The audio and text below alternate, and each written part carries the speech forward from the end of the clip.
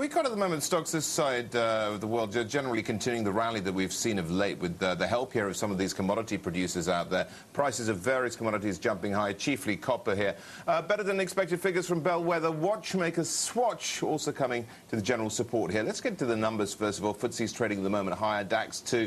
We've got at the moment, 0.4% gain for the London and Frankfurt markets, CAC 40 moving to the upside. Swatch there, you saw that. It's one of the biggest gainers on the Swiss market today. World's biggest watchmaker coming out with better than expected earnings. Nevertheless, it was out with a 28% decline in its first half profit. Consumers have been cutting back because, of course, of the global recession, spending on Omega and Longines timepieces here. Now, but, you know, in situations where we get even worse than expected earnings at some companies, does nothing to curb the appetite for their stock. ThyssenKrupp is one such company, biggest steelmaker there in Germany, posting a worse-than-expected third-quarter loss of over $900 million.